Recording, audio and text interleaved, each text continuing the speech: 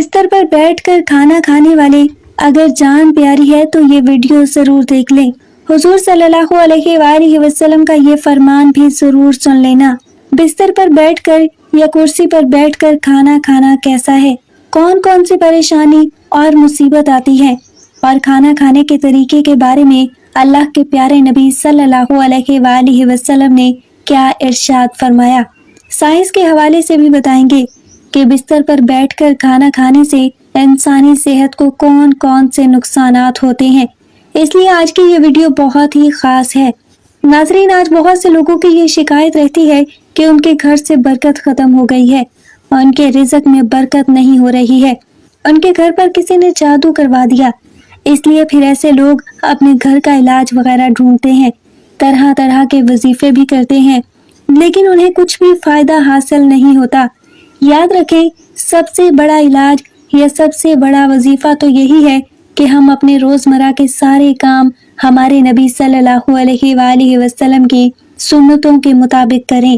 اگر ایسا کرنا شروع کر دیں تو ہمارے بہت سی پریشانیاں خود بخود ختم ہو جائیں گی، کیونکہ جس گھر میں سنتوں کا نور چلتا ہے، جس گھر میں اللہ کے پیارے نبی کی سنتوں پر عمل کیا جاتا ہے، ایسے گھر میں اللہ کی رحمت ہی رحمت برستی ہے۔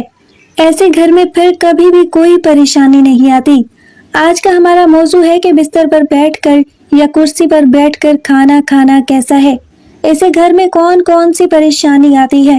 تو ہم آپ کو بتائیں گے کہ بستر پر کھانا کھانے سے صرف رزق سے برکت ختم ہوتی ہے، اس طرح سے کھانا کھانے سے انسانی جسم کو بہت زیادہ نقصان ہوتا ہے۔ آج کل آپ نے دیکھا بھی ہوگا، بہت سے لوگ اپنے گھروں میں ڈائننگ ٹیبل یا پھر اپنے بستر پر بیٹھ کر کھانا کھاتے ہیں۔ اس طرح کھانا کھانے سے سنت بھی ادا نہیں ہوتی اور یہ صحت کے لیے بھی بہت ہی زیادہ نقصان دہ ہے۔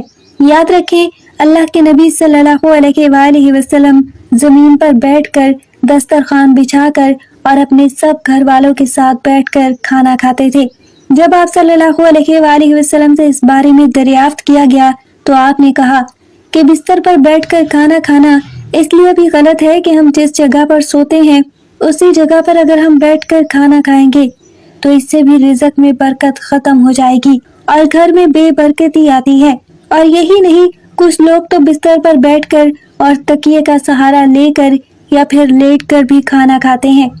یاد رکھیں، اس طرح سے کھانا کھانا اور بھی زیادہ غلط ہو جاتا ہے، اس سے زیادہ نقصان پہنچتا ہے۔ اس کے علاوہ آج کے زمانے میں بہت سے لوگ بستر پر بیٹھ کر ٹی وی دیکھتے ہوئے یا پھر موبائل چلاتے ہوئے کھانا کھاتے رہتے ہیں۔ اس سے کھانا ٹھیک سے کھانا کھایا جاتا ہے، نہ ثواب کا پتہ چلتا ہے اور نہ ہی اسے کھانا چبا کر کھایا جاتا ہے۔ اس لیے پھر ایسا کھانا کھایا انسانی جسم کو فائدہ نہیں پہنچاتا۔ ترمذی شریف کی حدیث سے یہ بات ثابت ہوتی ہے کہ اللہ پاک کے پیارے نبی صلی اللہ علیہ وآلہ وسلم جب بھی کھانا کھاتے تو آپ ہمیشہ زمین پر دسترخوان بچھا کر کھانا کھاتے تھے، کبھی بھی کسی اونچی جگہ یا پھر چارپائی پر بیٹھ کر کھانا نہیں کھایا۔ اس لیے ہم سب کو چاہیے کہ مل کر ہی کھانا کھائیں اور ہو سکے تو اپنے گھر والوں کے ساتھ بیٹھ کر کھانا کھاتے ہیں۔ ایک مرتبہ ایک صحابی رضی اللہ تعالیٰ عنہ کے پیارے نبی کی بارگاہ میں حاضر ہوئے اور عرض کرنے لگے، یا رسول اللہ، میرے گھر سے برکت ختم ہو گئی ہے، رزق میں برکت نہیں ہو رہی، یا رسول اللہ میں کیا کروں؟ یہ سن کر اللہ کے پیارے نبی صلی اللہ علیہ وآلہ وسلم نے ارشاد فرمایا، مجھے لگتا ہے کہ زمین پر بیٹھ کر کھانا نہیں کھایا جاتا، گھر والے الگ الگ کھانا کھاتے ہیں۔ تو یہ سن کر وہ سارے کہنے لگے، ہاں یا رسول اللہ صلی اللہ علیہ وآلہ وسلم، میرے گھر میں کھانا چارپائی پر بیٹھ کر کھایا جاتا ہے۔ تو یہ سن کر اللہ کے پیارے نبی صلی اللہ علیہ وآلہ وسلم نے ارشاد فرمایا، اگر تم چاہتے ہو کہ تمہارے گھر کی برکت ہو تو تم سب گھر والے زمین پر دسترخوان بچھا کر ایک ساتھ کھانا کھایا کرو، اس سے تمہارے گھر میں خیر و برکت ہوگی۔ ناظرین، آپ کو سائنس کے حوالے سے بتاتے ہیں کہ بستر پر بیٹھ کر کھانا کھانے کے بارے میں آج کی سائنس اس بارے میں کیا کہتی ہے۔ بستر پر بیٹھ کر کھانا کھانے سے انسانی جسم کو کون کون سے نقصانات ہوتے ہیں۔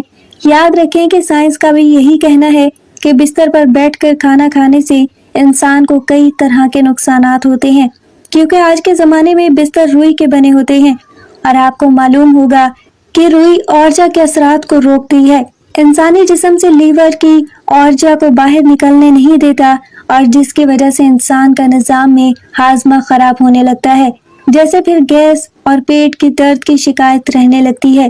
اسی لیے جہاں تک ہو سکے آپ کو کوشش کریں کہ کھانا ہمیشہ زمین پر بیٹھ کر کھائیں، دسترخوان بچھا کر کھائیں۔ اس کے علاوہ آج کل کی بھاگ دوڑ والی زندگی میں بہت سے لوگ اکثر کھڑے ہو کر کھانا کھا لیتے ہیں۔ یاد رکھیں، کھڑے ہو کر انسان کو کبھی بھی کھانا نہیں کھانا چاہیے۔ اس سے انسان کا سسٹم صحیح سے کام نہیں کرتا، جس سے پھر انسان کو کئی طرح کی دقتیں آنا شروع ہو جاتی ہیں۔ اس لیے یاد رکھیں کہ کھانا ہمیشہ خاموشی کے ساتھ اور بیٹھ کر آہستہ سے اچھی طرح سے چبا کر کھایا جائے۔ محترم ناظرین، اب ہم آپ کو بتاتے ہیں کہ اسلام میں کھانا کھانے کا صحیح طریقہ کیا ہے، یعنی کہ اللہ کے پیارے نبی صلی اللہ علیہ وآلہ وسلم کھانا کس طریقے سے کھاتے تھے۔ کھانا کھانے کا سنت طریقہ کیا ہے؟ آپ جب بھی کھانا کھانے کا ارادہ کریں تو سب سے پہلے آپ اپنے دونوں ہاتھوں کو اچھے طریقے سے دھو لیں۔ صرف ایک ہی ہاتھ کی انگلیاں نہ دھوئیں، دونوں ہاتھ اچھے طریقے سے دھو لیں۔